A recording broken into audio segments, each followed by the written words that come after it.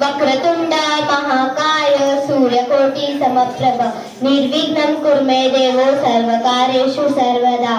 ओम पार्थाय प्रतिबोधिता भगवता नारायणेन स्वयं व्यासेन ग्रथिता पुराणमुनिना मध्ये महाभारतम् अद्वैतामृतवर्षिणी भगवती अष्टादशाध्यायिनी अम्ब त्वामनुसन्दधामिनी भगवद्गीते भवद्वेषिणी। कराग्रे वसते लक्ष्मी करमध्ये सरस्वती करमूले स्थिता गौरी प्रभाते करदर्शनम् समुद्रवसने देवी पर्वतस्तनमण्डले विष्णुपत्नीं नमस्तुभ्यं पादस्पर्शं क्षमस्व मे। ॐ भूर्भुवस्वः तत्सवितुर्वरेण्यं भर्गो देवस्य धीमहि धियो यो न प्रचोदयात्।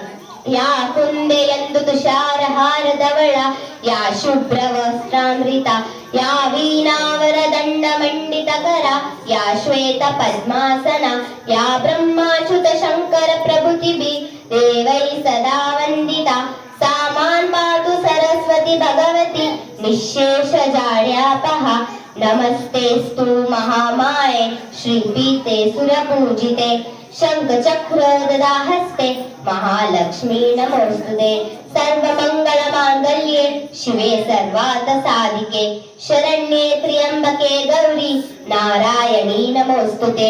मनोजवं मारुततुल्यवेगं जितेन्द्रियं बुद्धिमतां वरिष्ठं वातात्मजं वानरयुद्धमुख्यं श्रीरामदूतं शिरसा नमामि।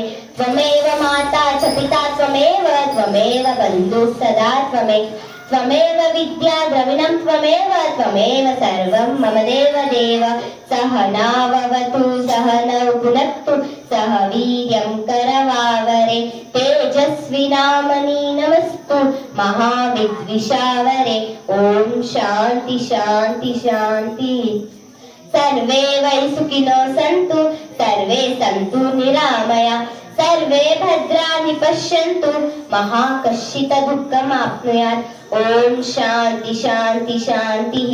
हरिर्दाता हरिर्भोक्ता हरिर्यज्ञं प्रजापते हरिर्विप्र शरीरस्तु भोक्ते भोजयते हरि। करचरणं कृतं वा कारुजं कर्मजं वा श्रवणनेरजं वा मानसं वापराधं विहितं वीतं वा सर्वमेतत्क्षमस्वः। जय जय करुणाग्ने श्री महादेव शंभो। ओम शांति शांति शांति।